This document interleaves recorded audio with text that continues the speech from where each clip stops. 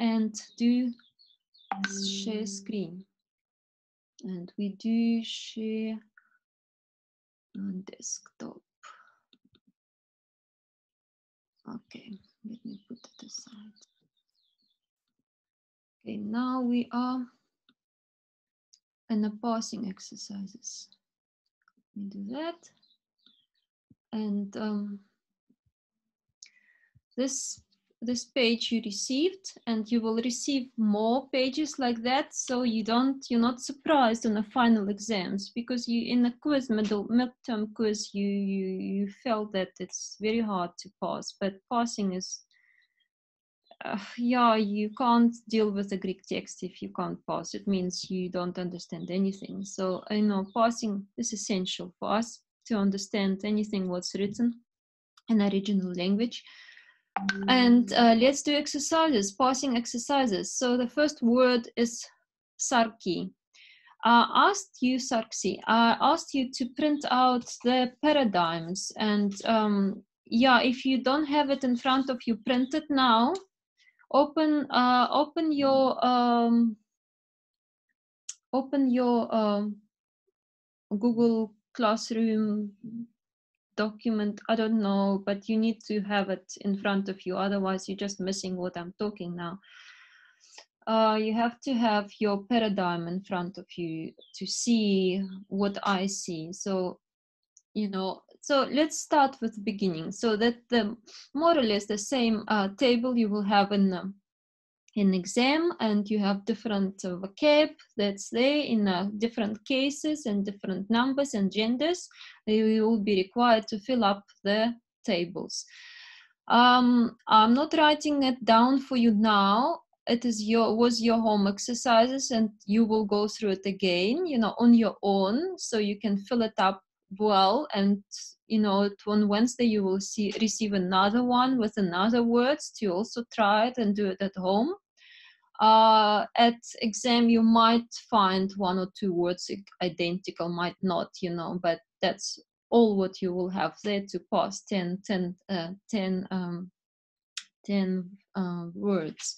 So the first one is sarksi, and this word you had in the form of sarks. I'm not sure. I think you didn't. Chapter 10, but anyway, you had it I explained you in Gospel of John.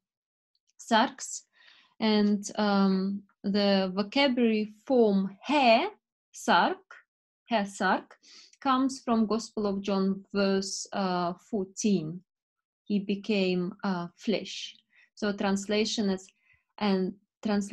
flesh or meat. If you go to the market and if you buy meat, that's what you buy, sarks. You buy meat. And that's what John used, very low, very, very kitchen type word, for Christ, who became flesh, who became meat, who became body. Body is more elevated word, and body is soma. To soma, which is body or organ, or we're talking a somatical disease or organ disease, bodily diseases, when one of the organs is ill. So soma and sarks are synonyms. It means they're from one semantic range, but they have different connotations and different usage.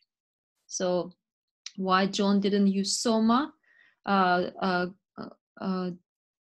Jesus became body, or Jesus became flesh.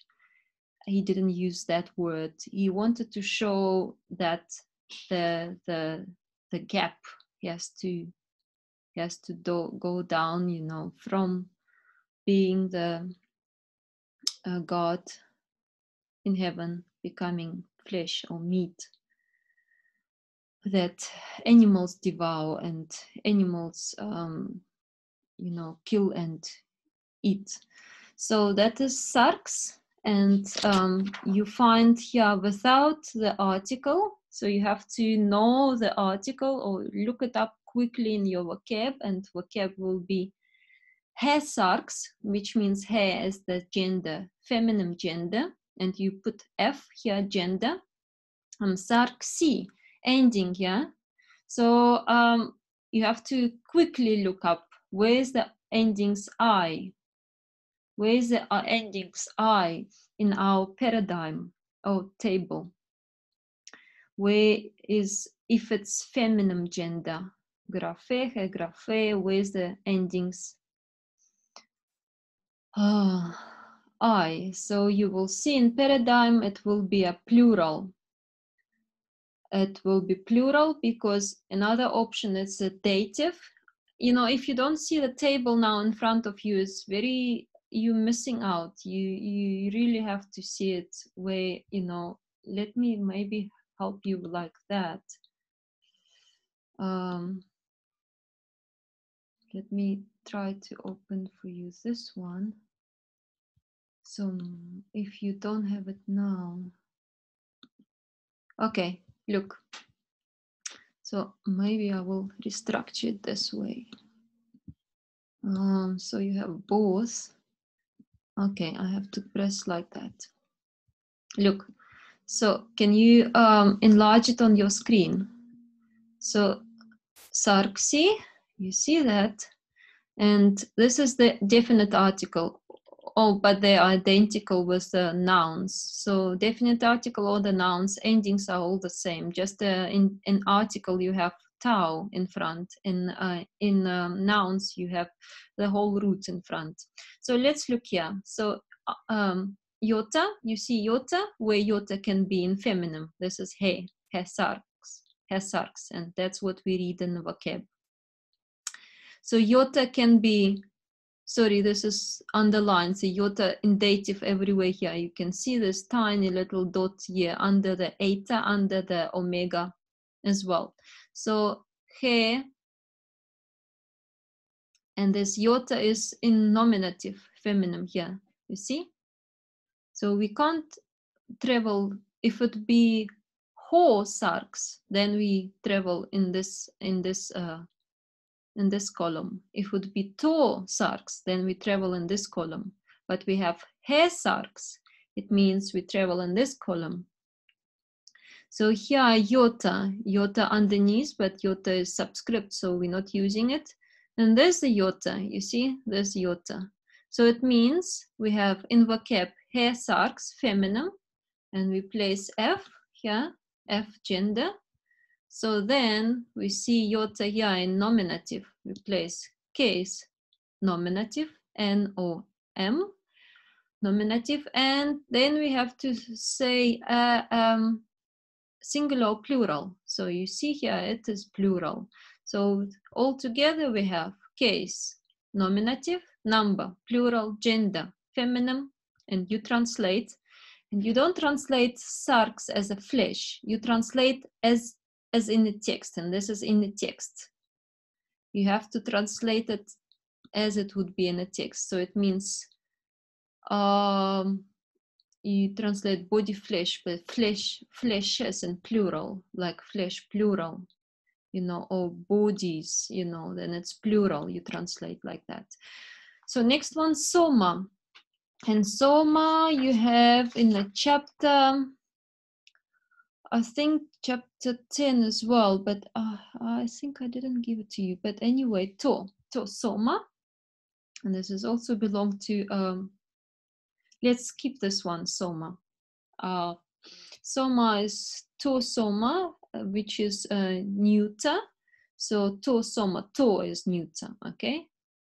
Article is neuter. That's how we know the gender, according to the article he, ho, to. So here, to soma, gender, neuter. To soma, and you see it's the same, identical as in vocab. So it means to soma, to, this is to, neuter, this way, and you stick here to soma. And it doesn't change from vocab. So it means you just here in a nominative singular. And you write nominative, number singular, and gender is neuter. And when you translate, you just write flesh or body. Then easy one. Hamartias. And you know the word hamartia, he hamartia in vocabulary stays. He hamartia, feminine. This he hamartia, feminine. And that's you immediately know from your vocab. You write F, feminine, hamartia, and you see in vocab it means the sin. Doesn't mean sin belongs to feminine gender. It is generic gender, so belongs to any gender. But you say feminine, and before you do translation, you have to fill up case and number. So let's see where we have sigma. Hamartias, and here you travel in feminine column. Hamartias, it has to be not eta sigma, it has to be alpha sigma, and you can see alpha sigma we have here in accusative plural. You see that they identical here endings. So don't look at theta. It is part of the article, but you can print out yourself your endings as well. So then we have identical ending in accusative. You place case accusative, and then number plural, and gender feminine. And now you have to translate it. So it means accusative, it is a direct object. So let's say he forgave us sins. Sins is direct object. So you can't say of sins because this is genitive. So you just say sins, you know, that way. Is that clear? You ask, you're welcome to ask, you know, while I'm talking, because I won't see your raised hands or anything.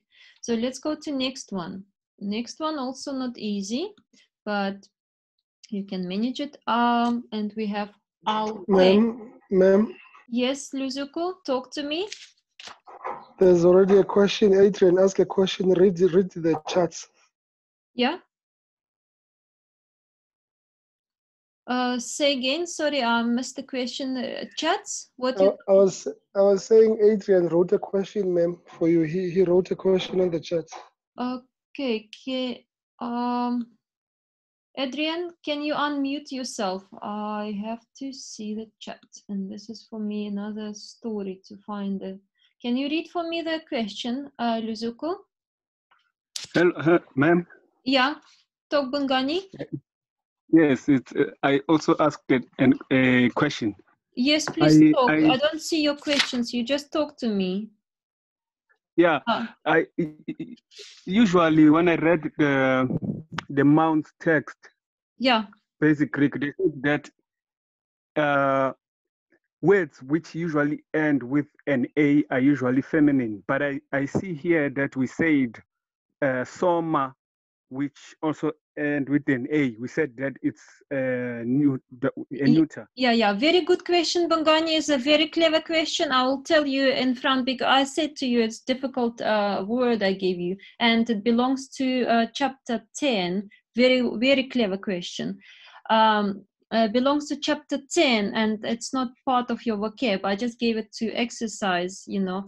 So it is the chapter 10, and chapter 10 will tell you that has a third type of declension, that a verb, that nouns that don't belong to anyone. There's sorts of they simulate the, you know, the exceptions, and this is part of exceptions. There's certain words that don't fall into one or two, or that other category. They're sorts of in between, and this is part of them. So just miss this word. It won't be in your final exams. You won't be asking to translate it. It's just part of exercise. And if you further on, you know, you'll be studying Belmont's on chapter 10, he will answer you that question. It's very advanced and very good question. Next question, what we had from Adrian Luzuku, can you read it for me? I have troubles to get the chat. I made a mistake, man. It was Bongani's question. I said Adrian. It was Bongani's question. Oh, Sorry. okay, Bungani, sorry. Sorry, okay. So that question is very clever and very important question and will be answered only in chapter 10, but it's not part of our course. So you will be doing later on as the pastors and you scholars, you study later on, or Greek 2, you're taking on all the courses on next years, then you will be answered that question. So we did hamartia, this word, out 10, and this is part of your vocab. And out 10, you guess you have in the chapter out 10 autos chapter 6. So chapter 6 will be, you find autos, and because it's he, she, it, or it can be all genders, all right? So in Greek, interesting enough, so you use one root and you create different genders. This the pronoun. It stays for the noun, so it replaces the noun. So we say she, he, it, but we're using one root and we changing the endings. So if it's aute, it will be feminine. Auto, it will be neuter. It will be it. And if it's out toto will be a neuter. So it will be he, she, it. And it's not like, in English we have different forms. There is the same, but just changing the ending. So we have autain, eta, nu at the end. And let's look at the chat and see where it fits well. So we have eta and nu at the end. Look here. You see it fits very well to this one. Eta, nu. Just ignore tau. Tau, it's the article part. So we have eta and neuter, the ending. And it means accusative and it means singular. So the top one singular, the bottom one is plural. So you write feminine for gender, accusative for case, and a number singular. And how would you translate it? Since it's feminine and accusative, it means the object. Let's say, I called her. I called her. Her is the object. So you translate her. So I called her. There's another exercise from the same series, autois. So just to make that word is clear for you how it operates. It's the same word, aute, auto, but it has different endings. Autois, look here. So it fits well. Omicron, iota, and sigma in dative plural, you see? And you find here the same in neuter. So it means can be that one or that one. They are identical. You can't say. You just need a context to understand. We don't have context here. We just have to write both since it fits both. Autois. At dative, you write for the case dative. For the number, you write plural. And for the gender, it can be masculinum, or it can be neuter as well here. So you write both dative, neuter, or masculinum. And how would you translate? You would translate, because it's dative, and it means I would give,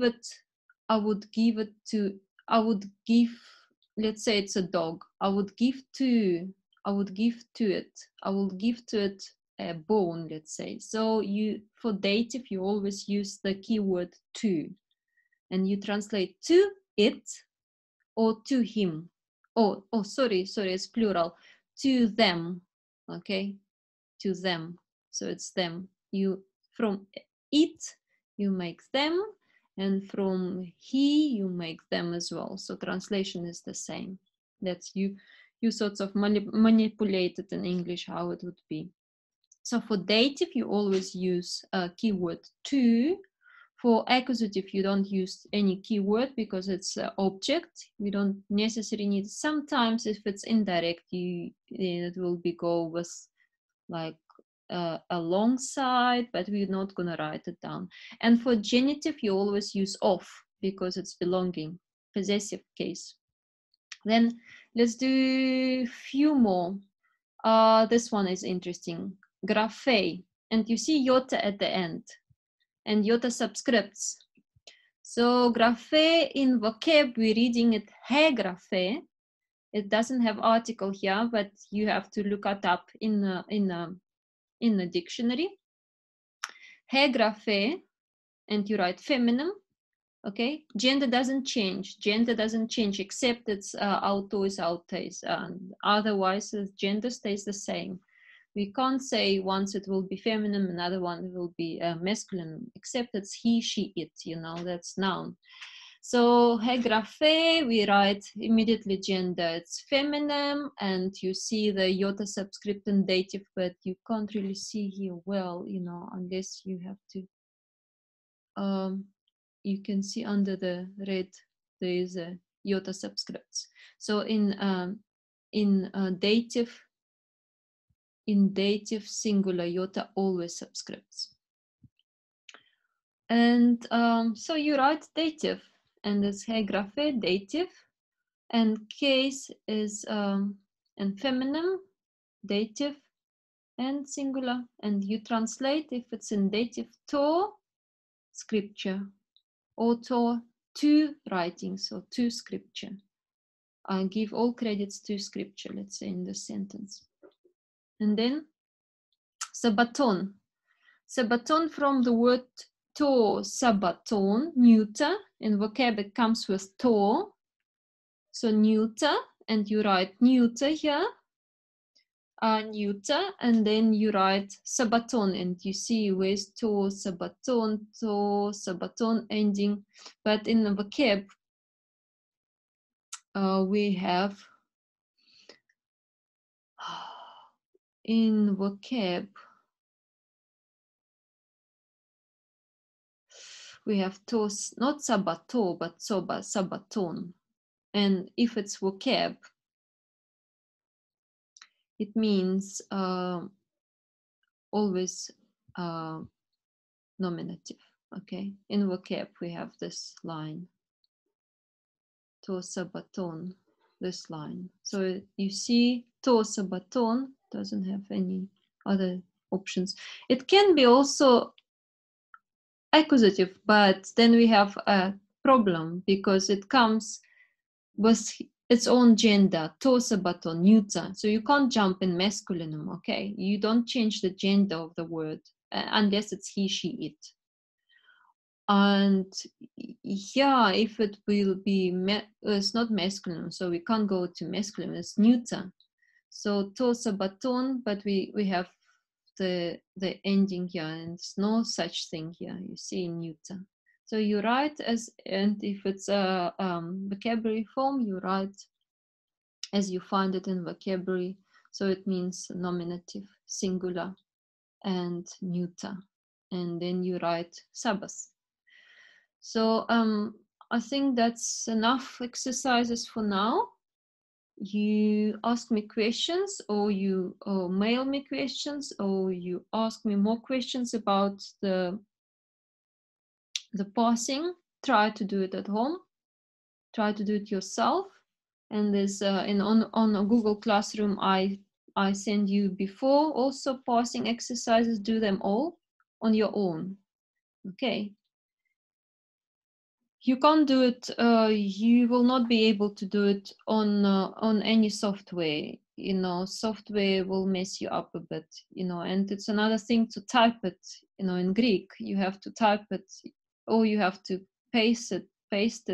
Yeah, it's a bit of drama. Nothing you can do with that. So you have to do it manually with your chat. So let me finish quickly here and go to the structure. Go to the go to another thing I wanted to prepare you for exams. Structure of John. So we covered John, and for next Wednesday, please do the last bit of devotionals and verse 18 of Gospel of John, the last one. So please keep it in mind for Wednesday to submit it. And those of you who are behind with some other missing devotionals, please do it, because I have to submit DP for you. And if it's not there, I'm just not marking it. It's just empty. So so this is prologue. We did it all together, and we enjoyed it all together. And this is all in one. And you can see there's few options of structuring it. This one I'll present for you now, and next one I will give you next Friday. One that portrays as verse 12 and 13 a center of chiasm, charismatic structure, and everything will be going toward it. So it goes here, you know, if we will reverse and make it a center of chiasm on top, then it will be, you know, center, verse central one. But the ones who received him, I read verse 12, was though, but the ones who received him, elabon, received auton, him, accusative, subjective case, him, auton, and accusative, you can see singular, omicron, nu, receive him, and this is important, this is there is post-positive, always at the, in the center. Edoken, he gave. Auto is dative. You see iota and sigma, dative and plural. He gave them, you know, dative to them. You can translate to them as well. And plural, he gave to them.